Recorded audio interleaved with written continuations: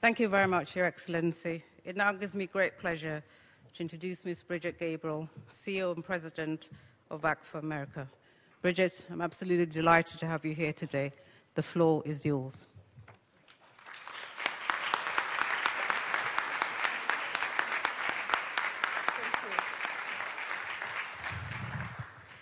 Thank you. I am honored to be here today. Ladies and gentlemen, it is an honor and privilege to be here today speaking in defense of Jews worldwide and the evils of anti-Semitism. As you notice, I am wearing a Star of David. This necklace was given to me by a man during a book signing in Dallas, Texas. This necklace belonged to his wife, who died in a tragic accident. He said to me, crying, "This necklace was my wife's favorite. She died wearing it. She considered you her hero for your work for the Jewish people. I want you to have it. Promise me you'll wear it." I couldn't find a more befitting time to honor her and her memory than now, wearing this Star of David as a Lebanese, giving a keynote speech at the United Nations in defense of the Jewish people. We are here today to address the rise of global anti-Semitism. 10 years ago, Nathan Sharansky explained, classical and anti-Semitism is aimed at the Jewish people or the Jewish religion. New anti-Semitism is aimed at the Jewish state. Mr. Sharansky devised what he called the 3D test. The 3Ds are demonization, double standards, and delegitimization. Demonization is making bizarre, ugly claims that have no basis in reality. Comparisons between Israel and the Nazis, or assertions that Israel has been committing genocide against the Palestinians, are examples of demonization. Such claims are nonsense. If Israel has been committing genocide against the Palestinians, then why has the population of Palestinians increased more than 600% since 1948? Israel must be the most incompetent mass murderer in the history of the world. When Israel is held to a standard that no other country in the world would be expected to meet, that double standard is itself anti-Semitism. For instance, Israel is a vibrant democracy where human rights are protected and respected. And yet the United Nations so-called Human Rights Commission spends most of its time and effort investigating and condemning Israel, while they gloss over or ignore the massive and continuing human rights violations that occur in Iran, Cuba, China, and many other brutal, repressive atrocities. Delegitimization of Israel is to assert that of all the people in the world, only the Jewish people do not have a right to a statehood. In fact, Israel's historical, legal, and moral right to exist as a Jewish state is a codified principle of international law. This codification is explicitly based on the long, continuous, and well-documented connection of the Jewish people to the land of Israel. To deny the connection of the Jewish people to the land of Israel is anti-Semitism in its purest form. But why should anti-Semitism matter to the rest of the world? Why should the world care? It should, not merely because it's morally repugnant, which it most definitely is. The world should care about anti-Semitism because of fundamental self-preservation.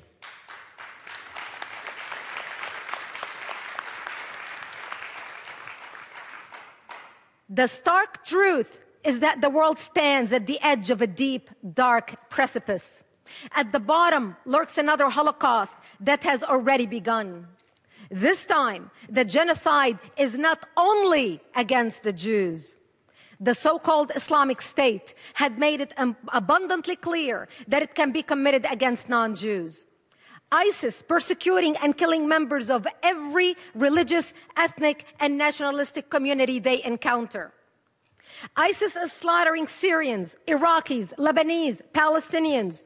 ISIS is slaughtering Christians, Sunnis, Shiites, Alawites, Kurds, Druze, and Yazidis.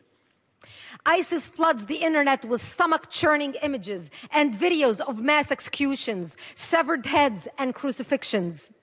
We see children slaughtered in front of their parents and parents slaughtered in front of their children. This viciousness is a part of a calculated strategy explicitly intended to terrorize anyone and everyone who does not submit to their version of Islam. ISIS has officially declared its intent to rule the world. Their founding document, the declaration of their caliphate, bears the modest title, هَذَا وَعْدُ اللَّهِ. It means in Arabic, this is the promise of God. They declare that God promised to Muslim, quote, leadership of the world and mastership of the earth, end quote. Their declaration of a worldwide caliphate reveals their governing philosophy.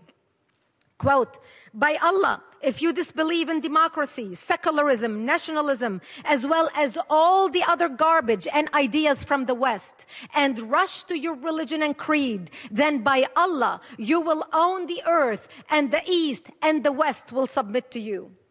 Remember, ladies and gentlemen, savagery is not merely their strategy. It is an article of their faith. They commit genocide in the name of Allah. Israel has been familiar with the concept and the reality of genocide in the name of Allah for a long time. The war that ISIS has declared on the world is the same war as the war that Hamas has been waging against Israel for decades.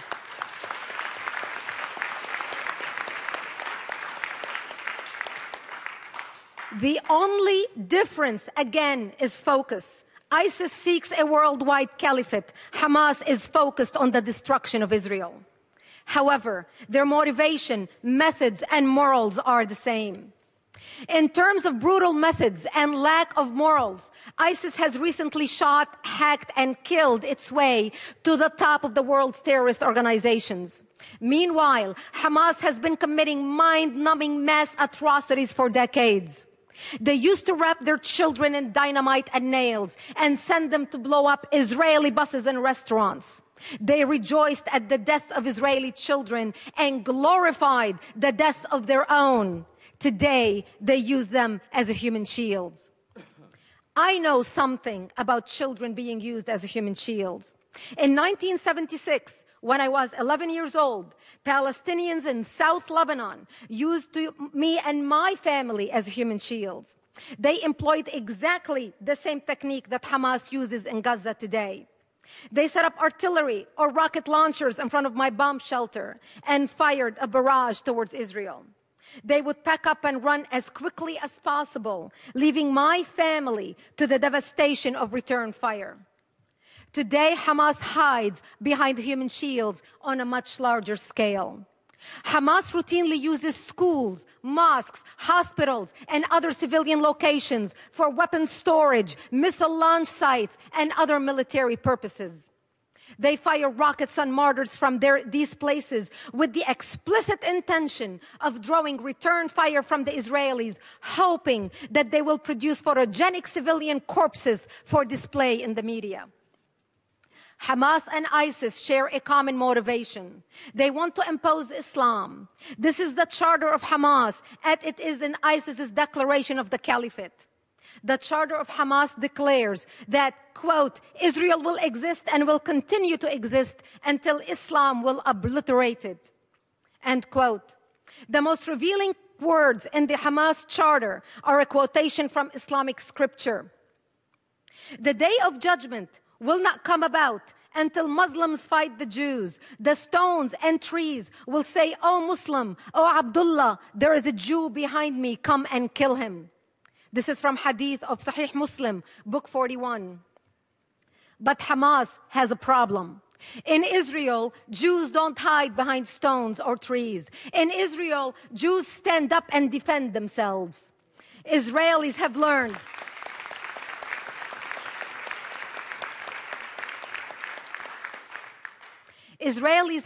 from history that if someone repeatedly says they're going to kill you, they mean it. A lesson the world is only now learning.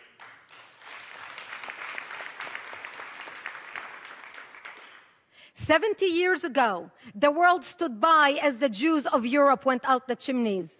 Today, the Jews of Israel aren't going to go quietly into the slaughter as they sit on the front line of fighting for Western civilization, fighting for all of us.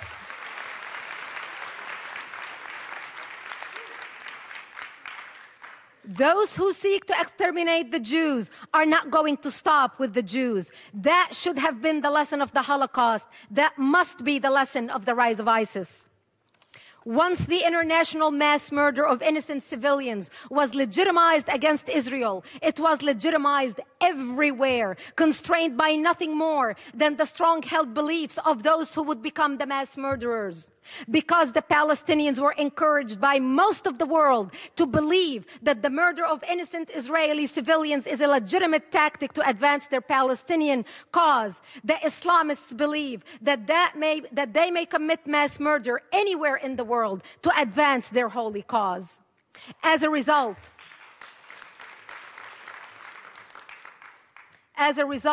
we suffer from a plague of terrorism, Islamic terrorism, from Moscow to Madrid, from Bali to Beslan, from Nairobi to New York, authored and perfected by the Palestinians. Israel and the United States are not separate targets of Islamic terrorism. The whole world is their target, and the world better learn this lesson and learn it fast.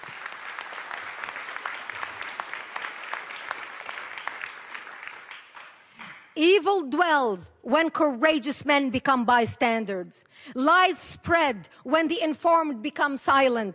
Society deteriorates when apathy replaces activism. Tyranny comes when leaders become mediocre and haters become organized. Today, we are summoned to lead in our communities and our nations. We are summoned to wake up the apathetic and inspire the despaired, to silence the liars and educate the concerned, to speak tolerance instead of resentment, forgiveness instead of revenge, love instead of hate, peace instead of war.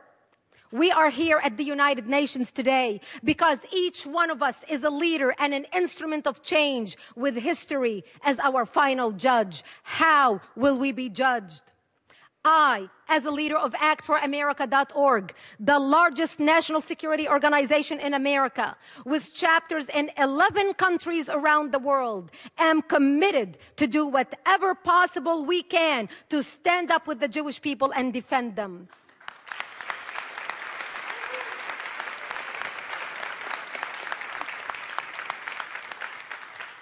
The civilized world must band together in solidarity to ensure that people of all faiths can live in peace and harmony, and that Jews are never persecuted and victimized by barbaric, murderous ideologies ever again. That Jews can walk in any street in the world with their head held high and safe. That Israel, the Jewish state, the only democracy in the Middle East, continues to shine as a beacon of light in the darkest regions of the world. Thank you for having me here today. It's been an honor. Thank you. Thank you. Thank you. Thank you. Thank you. Thank you. Thank you.